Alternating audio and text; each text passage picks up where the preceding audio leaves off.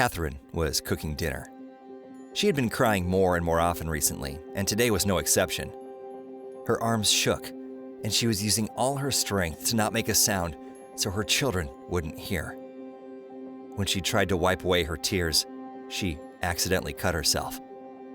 She said, "Ouch," and grabbed her finger that was bleeding, but she couldn't keep from crying any longer. Her kids came running when they heard her crying. "Mom, what happened? Why are you crying?" they asked, scared. Her oldest daughter was 10.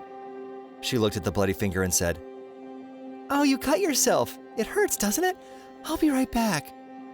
She ran off quickly and was back in a flash with a box in her hand. She got out a bandage and some kind of liquid. She treated the wound and tried to put the bandage on. Catherine wiped her tears and gingerly looked at her children. She said, "It's okay. It's just a cut. I'm all right." She hugged her children close. "You're so smart," she said to her oldest. "I'll definitely be okay after your first aid." She smiled and kissed her children.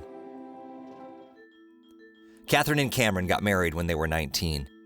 Catherine was proud that they had already been together 12 years. However, it wasn't so easy recently. Her husband had acted strangely the last year.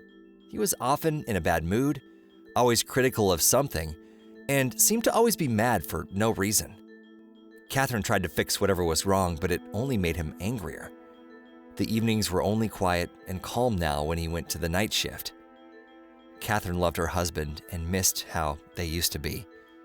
She missed the gentleness and closeness that had all but vanished. When Catherine tried to talk about it, Cameron started getting anxious and said he worked too much and too hard, was just exhausted, and wanted calm. Catherine suggested not taking night shifts, but he said, more like screamed, "You think I take it because I like it? Who's going to feed all of you? Did you forget we have 3 kids?" Catherine didn't know what to do. She did as much as she could, but everything just kept getting worse. Today's fight crushed her. Catherine told her husband the kids need to buy some clothes, so maybe they could go shopping on the weekend.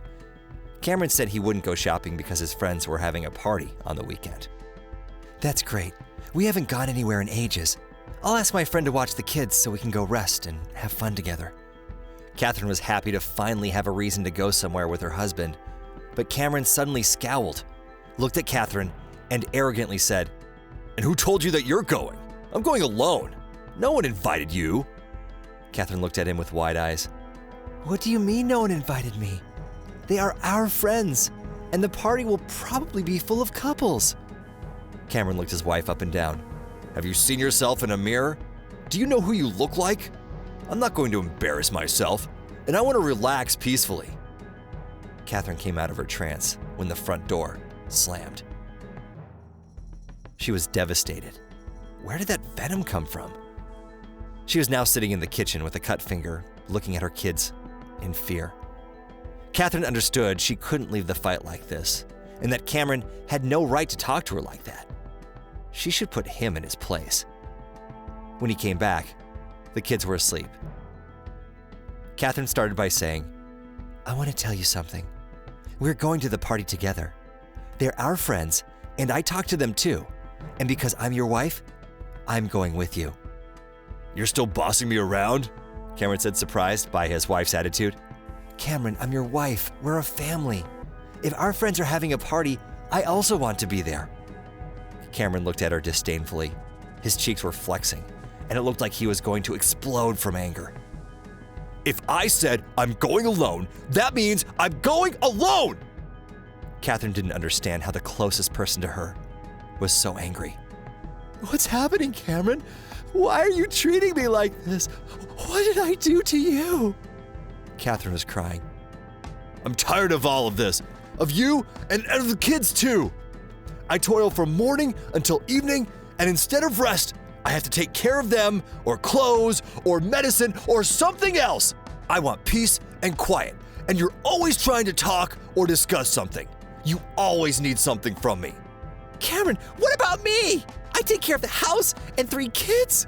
Why are you only thinking of yourself? You don't even help me. You just insult me," Catherine screamed. "She works. What does a nurse even do? Give a shot and that's it, and then she says she's tired?" Catherine didn't suspect her husband thought so terribly of her. She always pitied him, kept him from doing housework, and now heard an endless stream of insults in response. Cameron finally stopped. After a brief pause, he quietly said, "I'm tired of this. I can't do it anymore. Screw it all." Catherine turned away. She heard the closet door open. She assumed he got out a blanket to sleep on the couch. She would sleep alone that night. This wasn't new, since she had been alone for a long time, even though he was next to her. Catherine suddenly heard a knock. She walked through the whole house, but Cameron was nowhere. That was the front door, and Cameron left. Catherine didn't think much of it. He would get some air and come back. However, he didn't come back after a couple hours or the next day. She guessed he went to a friend's place. She calmed herself down, thinking he would think it over and realize he was wrong, and when he came back, they would talk about everything. However, he didn't come back on Sunday. On Monday, Catherine started calling her friends. Most of them had no idea where he was, and some said they didn't want to talk to her. Her husband's best friend said it was her fault. She had overwhelmed him, and if he had been gone so long, he had somewhere to go. Also, he said Cameron wanted a divorce. What? Divorce? What about the kids? Catherine couldn't believe it. She told the kids their dad had gone on an extended business trip, and then told them honestly a month later. They didn't have to adjust to living without him. He hadn't paid them attention in a long time, and his presence at home only brought screams and fights. Her salary wasn't enough. Catherine took extra shifts to make ends meet somehow. She didn't eat so her kids could, and told them she wasn't hungry. The only thing that kept her calm was that the house was hers and she wouldn't have to share it in a divorce. Catherine sold her few pieces of jewelry and started thinking about selling the home to buy a smaller one. She lost weight and got thin from working so much and eating so little. One day while driving home, she suddenly noticed a small church. She hadn't gone into a church or talked to God since she was a child praying on her knees that God wouldn't take her mom. But her mom still died, so Catherine promised herself to never ask for anything from him again. Catherine went in. She was distraught and didn't know what to do, so she just stood in the middle of the church, lowered her head, and internally asked God to help her and her children. Suddenly, someone touched her shoulder, and a nice woman's voice asked, "Are you okay? Are you unwell?" She wanted to say everything was fine, but couldn't. She was shocked at how she spilled everything to this stranger. Her name was Teresa. She was a nice elderly woman who looked at Catherine with kind eyes full of suffering and listened carefully to Catherine's life story. Then she took her hand and invited her to eat. They talked for some time. "I know a place. It's a fairly nice restaurant. There are dumpsters in the back. The workers aren't allowed to take any food out of the restaurant, so they throw away leftovers into the dumpsters every night at the same time. Don't think it's something bad. Some call it scraps, but there's a lot of good food left. You can ask for them to give you the food. They won't say no. I sent another woman there once who was having a hard time, and it helped save her life. Thank God that everything worked out for her in time. I'll tell you where to go.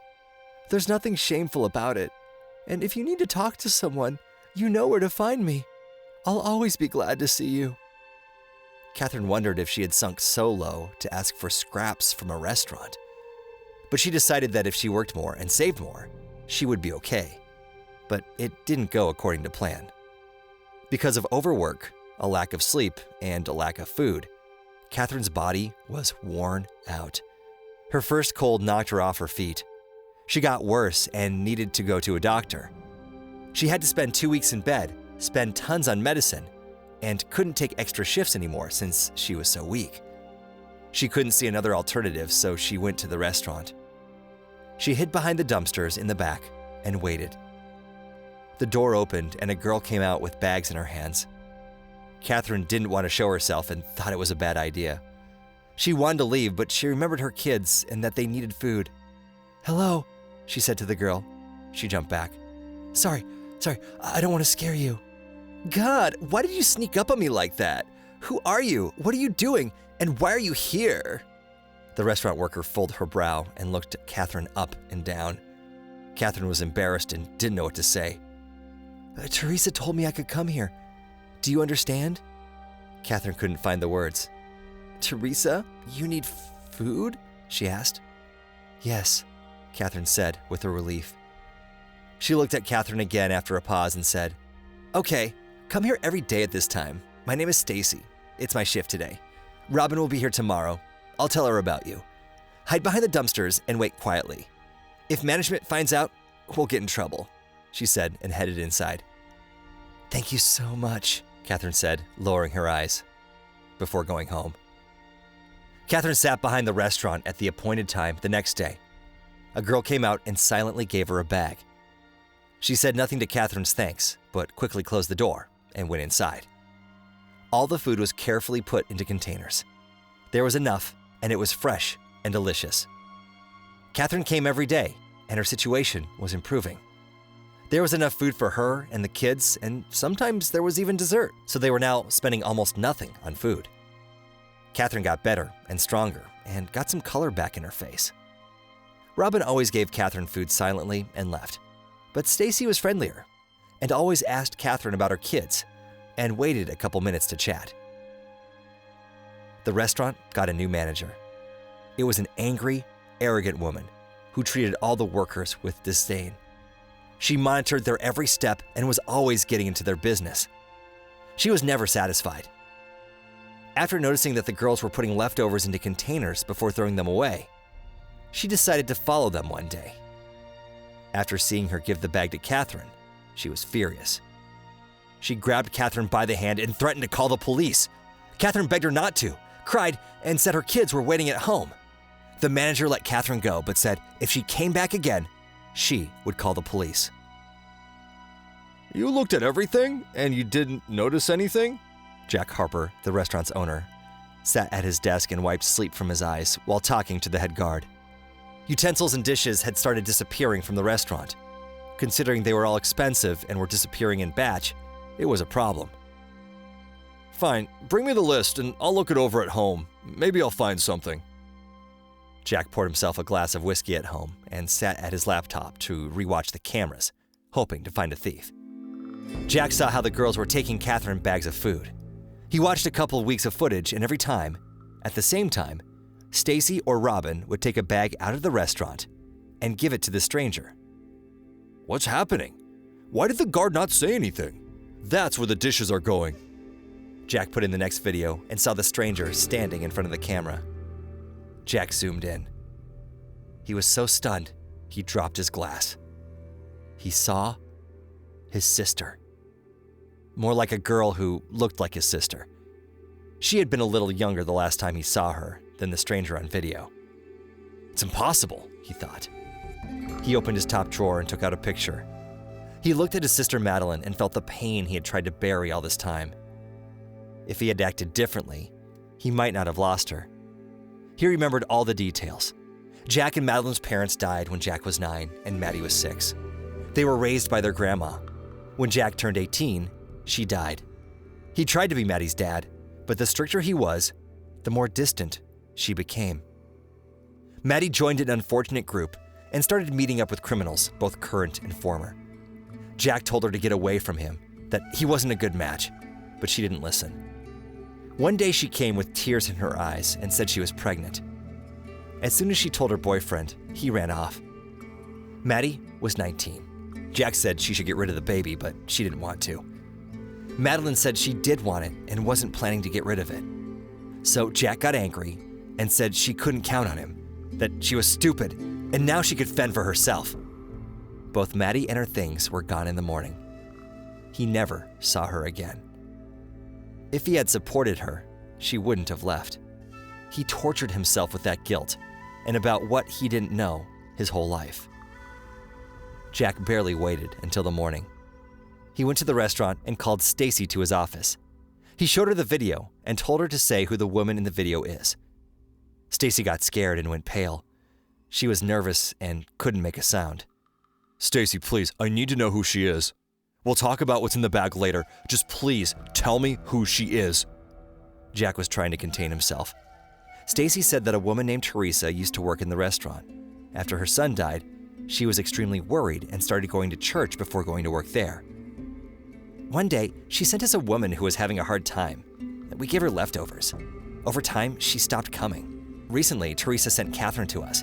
She has 3 kids and was abandoned by her husband. She's very nice. She's well-mannered, smart, and educated. She's a nurse, so her salary isn't enough to feed her kids, so we give her leftovers and food that's about to expire. We'd throw it out anyway. She really needs them. Mr. Harper, I'm sorry. I'll accept the punishment. Just don't hurt Catherine. Stacy, can you tell me if you know which hospital Catherine works in? Don't worry, I won't hurt her. I just need to talk to her, Jack said calmly. Thank you. You can go. Are you firing me? Stacy asked shyly. Why would I fire you? For kindness? For sympathy? Of course not. Go keep working. Jack went to the hospital.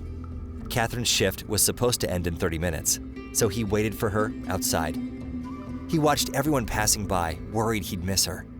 As soon as she came out, he recognized her. She looked just like Madeline. He called to her.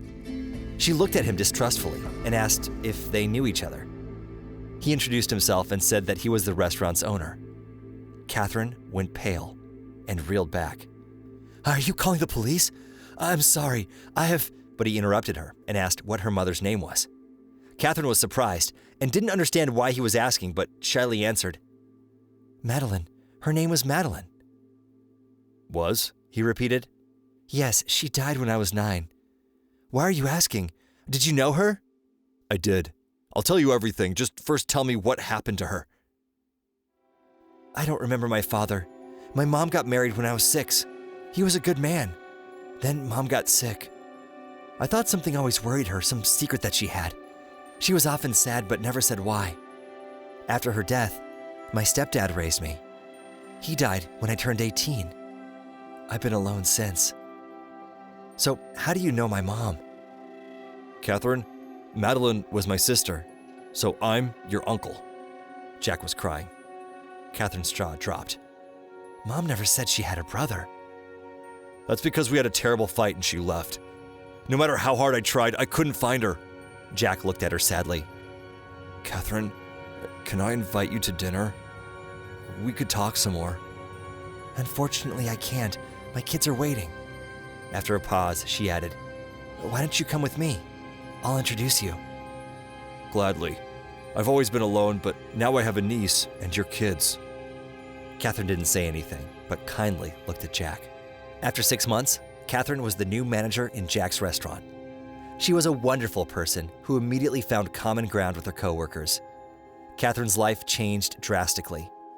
She learned a lot about her mother's childhood and youth from Jack. Jack was happy to finally have a family.